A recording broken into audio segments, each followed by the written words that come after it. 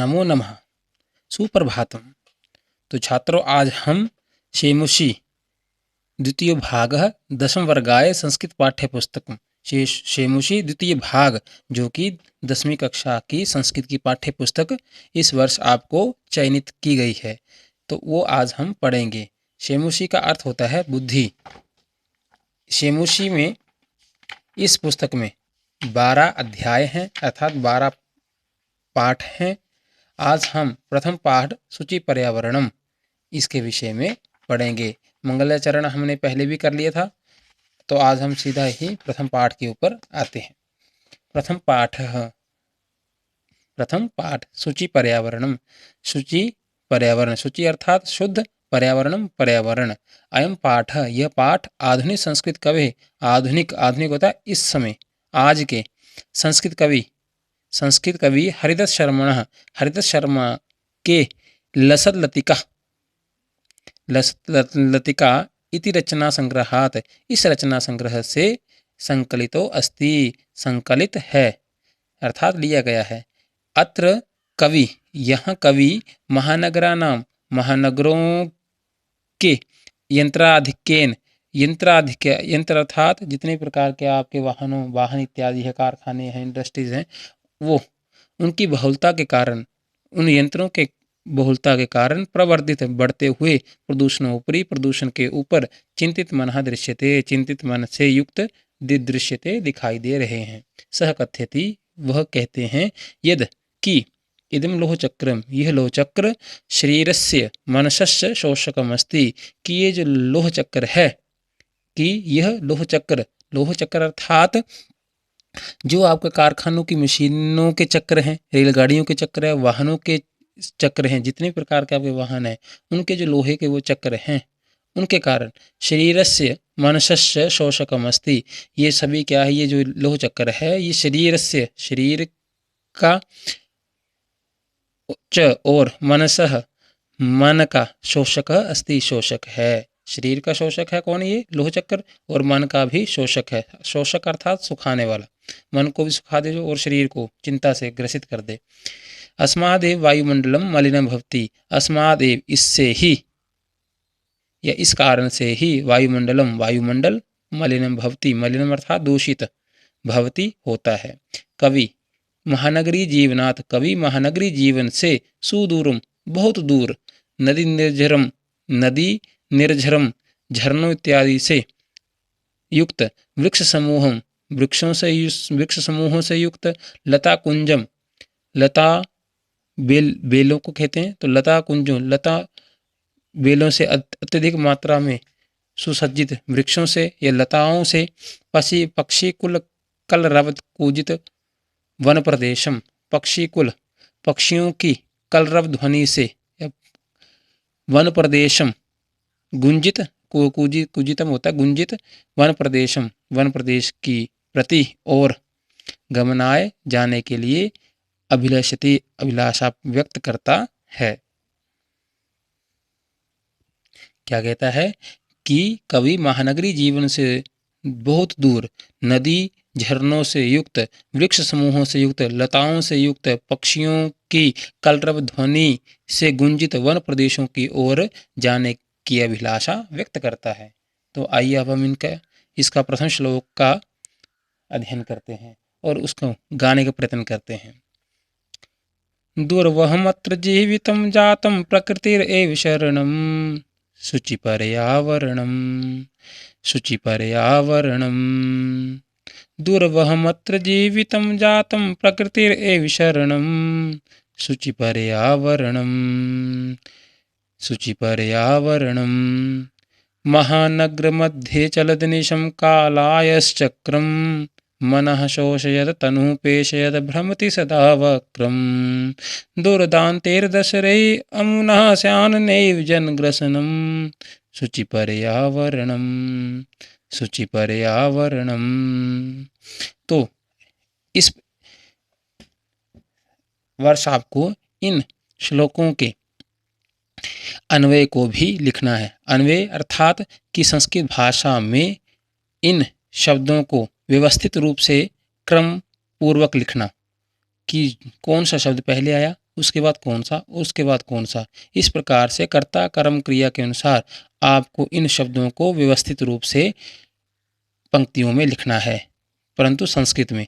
फिर उस अन्वय को लिखने के पश्चात उसका सरलार्थ करना है। तो आज हम देखेंगे कि इसका अन्वय किस प्रकार बनेगा। तो यहाँ देखिए, मैंने प्रत्येक शब्द का नीचे अर्थ लिखा है और अन्वय के सहित इन पंक्तियों को लिखा है। तो आइए देखिए, यहाँ लिखा है दुर्वहम अत्र जीवितम जातम। अब यहाँ अत्र, अत्र यहाँ प्रथम पद बन गया। अत्र जीवितम दुर्वहम जातम। अत्र, अत्र का मीनिंग है यहाँ, अर्थ है यहाँ। यहाँ अर्थात इस महानगरी जीवन में, जहाँ बड़ी बड़ी सिटीज़ हैं, जहाँ कारखाने इत्यादि हैं, या जहाँ वाहन इत्यादि चलते हैं बड़े बड़े शहरों में, नगरों में, वहाँ की बात कर रहे हैं। तो यहाँ जीवितम जीवन, दुर्वहम कठिन, दुष्कर, जातम हो गया है। प्रकृति ही, प्रकृति किसको कहते हैं आप जानते ही हैं। प्रकृति, प्रकृति एव शरणम, ही एव का अर्थ होता है ही, शरणम शरण है, प्रकृति ही शरण है। कहते हैं यहाँ महानगरों में जीवन कठिन हो गया है, प्रकृति ही शरण है, अर्थात प्रकृति की ही शरण में जाना चाहिए। शुचि पर्यावरणम एव शरणम, शुचि अर्थात शुद्ध, पर्यावरणम पर्यावरण ही एकमात्र शरण है। ये इसमें पंक्ति को पूर्ण करने के लिए शब्दों को जोड़ा गया। अब आगे कहता है महानगर मध्य, महानगरों के मध्य में, महानगर मध्य, महानगरों के मध्य में अनिशम दिन रात, अहर्निशम कहते हैं वैसे, अनिशम को अहर्निशम अर्थात दिन रात 24 घंटे। चलत चलता हुआ, क्षत्रिय प्रत्यय यहाँ पे, चलत चलता हुआ। कालायस चक्रम, कालायस कहते हैं लोहे को, लोह चक्रम चक्र, लोह चक्र आपको पहले ही बताया कि कारखानों के जितनी भी मशीनें हैं उनके चक्र, रेलगाड़ियों के चक्र, जितने प्रकार के वाहन हैं उनके चक्र, वो सभी लोहे के बने होते हैं ना, वो निरंतर घूमते हैं। उससे क्या होता है, प्रदूषण उत्पन्न होता है, फिर ध्वनि प्रदूषण उत्पन्न होता है, फिर गैस जो उनसे जो धुआं निकलता है उससे गैसीय प्रदूषण होता है। तो इस प्रकार से जो वायु को प्रदूषित करता है वो उसकी बात कर रहा है। तो कालाश चक्रम, यह लोह चक्र, मनः शोषित, मन का शोषण करता हुआ, फिर से क्षत्रिय प्रत्यय यहाँ, मनः शोषित, मन का शोषण करता हुआ। तनु शरीर को, तनु शरीर को, पेशयत पीसता हुआ, सदा हमेशा, वक्रम भ्रमति टेढ़ी गति से घूम रहा है। वक्रम होता है टेढ़ा, तो टेढ़ी गति से घूम रहा है। कहता है महानगरों के मध्य में दिन रात चलता हुआ लोह चक्र मन का शोषण करता हुआ, शरीर को पीसता हुआ, हमेशा टेढ़ी गति से घूम रहा है। अमुना इस, अमुना आ गया आपका आदर्श शब्द आ गया, उसकी तृतीय विभक्ति एकवचन का रूप है। तो अमुना इस दुर्दांतेर, भयानक, दुर्दांतेर भयानक दांतों के द्वारा, क्या कहता है, अमुना इस दुर्दांतेर भयानक दशनई दांतों के द्वारा, जनग्रसनम लोगों को खा, एव ही न न नहीं या स्यात जाए। कहता है इस भयानक दांतों के द्वारा लोगों को खा ही न जाए। अब भयानक दांत कैसे, भयानक दांत अर्थात जल प्रदूषण, वायु प्रदूषण, ध्वनि प्रदूषण, जितने प्रकार के आपके प्रदूषण है, उस प्रदूषण रूपी दांतों के द्वारा ये लोगों को खा ही ना जाए। अतः शुचि पर्यावरणम एव शरणम, अतः इसलिए शुचि शुद्ध, पर्यावरणम पर्यावरण की, शरण एव ही एक उपाय है। अतः शुचि पर्यावरणम एव शरणम, इसलिए शुद्ध पर्यावरण ही एकमात्र उपाय है। अब कहता है इसका सर्रार्थ देखिए, यहाँ कहता है यहाँ जीवन कठिन हो गया है, प्रकृति ही शरण है, शुद्ध पर्यावरण ही एकमात्र शरण है। महानगरों के मध्य में दिन रात चलता हुआ लोह चक्र मन का शोषण करता हुआ, शरीर को पीसता हुआ, हमेशा टेढ़ी गति से घूम रहा है। इस भयानक दांतों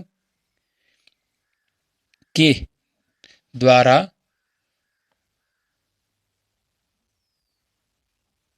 लोगों को खा ही ना जाए, इसलिए शुद्ध पर्यावरण की रक्षा ही या शुद्ध पर्यावरण की शरण ही एकमात्र उपाय है।